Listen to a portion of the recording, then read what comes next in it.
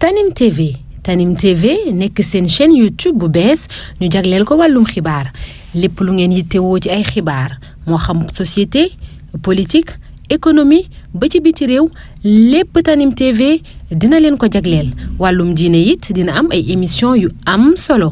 daw leen gaaw ngeen abonné wu ci chaîne YouTube Tanim TV Tanim TV yéen rekk la fi nekkar ngir ay xibaar yu wér te wóor.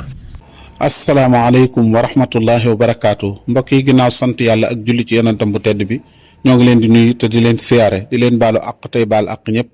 di ñaan yàlla di defal jàmm fu nu mën a nekk dellu sonnan seen jataay bi ñuy wax taxaw seetlu ñu di ko amale seen site bi ñuy wax Tanim TV Seydina moo nekk ci xarale gi ñu ngi nuyu Baye Modou Dieng Touba 28 Minam Dekko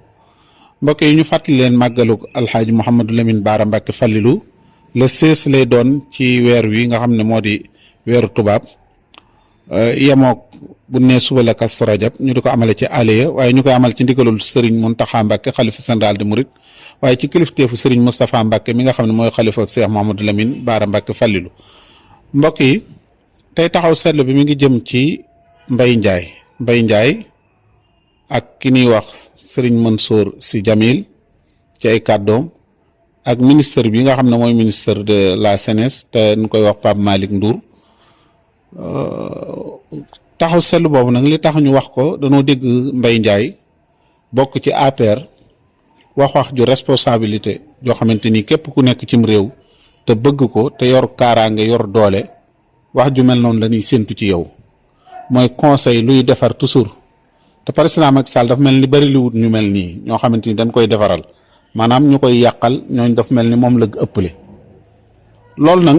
wax dëgg yàlla muy Mbaye Ndiaye mi li tax ma gën koo naw nag bokk na ci yoroon na fi ministre intérieur xam na lan mooy jàmm xam na lan mooy sécurité cim réew moo kii ñu ko dénkaat muy Antoine Diome Félix Antoine Diome moom it wax dëgg yàlla ku sérieux la ci nii nga xamee ne yore na ko ministre intérieur du ci kàddoom yoo xam ne day déraper wala nga dégg loo xamante ni day tiitloo nit ñi ku leen yoral seen sécurité yaa war a dalal seen xel waaye waroo yëkkati seen xel wala seenu fit ñuy përpëri te waxoon naa fi ba tàyyi ne état bu ñuy jox am réew li tax ñu la koy jox sécurité mooy première ba ak justice ak santé ak jàng dama dégg Mbaye Ndiaye mu ne Ousmane Sonko li topp sa ginnaaw ngay wax joo xamante ni day indi jàmm loolu moo gën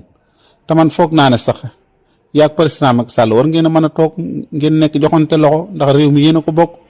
te it Ousmane bàyyil xel ne bu yàlla dogalee nga nar a doon président kenn mënu ci dara loolu wax ju dëgg la waaye wax ju responsable la nit ku yore nguur ñu dénk la ko noonu lan war a séentu ci yow dañ laa fayloo lakk gi waaye waxuñu la nga sotti ci pétrole wala gaz waaye gone APR yi wala ay gone yi ñi féete ci Macky Sall jàpp nañ ne feeg waxuñu loolu amuñu la kii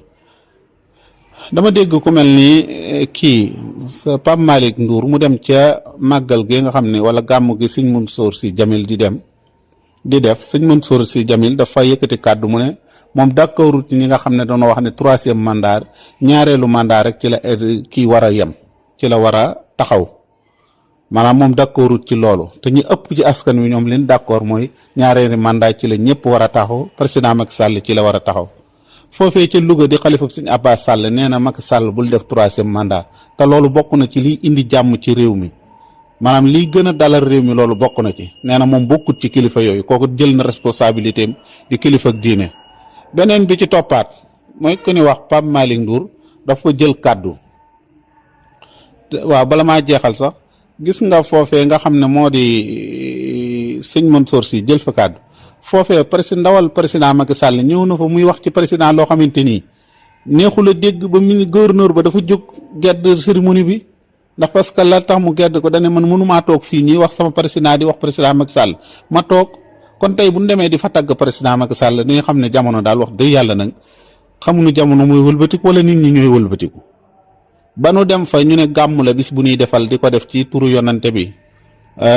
Pape Malick Ndour jël fa amut benn kàddu bu mu war a wax lu dul Ousmane Sonko nitu fitna la nitu violence la nit la koo xam ne du nara dara ñun leen koy xaar ñi ngi koy xaar ci loolu bu fekkee fitna lay indi ak gat sa defa nga ne xale bi am na benn responsabilité buñ ko war a jox cim réew yow dem ci gàmm xamoo lan mooy te li ñuy wax naa kullu maqaal maanaam li borom xam-xam yi di wax fat naa dañ ne béréb bu nekk ak lan fa war a wax maanaam béréb bu nekk ak kàddu yan fa war a wax ak lan fa war a def yow amoo dara la waxoo ci yonante bi waxoo ci ka moom màggal ga waxoo ci gàmm ga lu dul Ousmane Sonko ngay nekke foofu gone yi nag boobu ñu teel leen a yamale parce que ak Sall dëgg la gone yi ci leen bokk mais seet gone gu ñor gu xom goo xamante ni moom boo xoolee sax maanaam 800 sax wala formam sax wala nga xool kanamam da ngay xam ni kii gàdd du nit ku mën a gàddu responsabilité maanaam nit ku nekk ci àll bi di xeex ak di wax ju ñaaw ak di solaas ak di dem ay yónneen yooyu ci la toll mais kii tollut ci ñu koy jox responsabilité yu mel nii nag baaxul ci réew mi ñi war a wax danoo war di wax am réew bu fekkee wax a taxoon nga jot ci boo loo fay defaat da ngay waxtaan ak nit ñi ba juboo ci waaw te président Macky Sall fal nan ko falaat ko te moo nu waxoon ne troisième mandat du ko def troisième mandat nag ginnaaw dafay indi coow loolu bokk na ci li ñu war a wax Mbaye Ndiaye loolu bokk na ci li nga war a wax président Macky Sall ku yor mbooloo mu toll nii ñu nekk fii ci Sénégal nga waxoon leen doo def troisième mandat loolu war nga ko wax ne ci lii indi jàmm ci réew mi ci la bokk lii indi jàmm ci réew mi la kon mbokk yi ñu ngi taxaw fii di ñaan yàlla may nu wérug yaram ak wérug diine te yaatal sunu wërsëg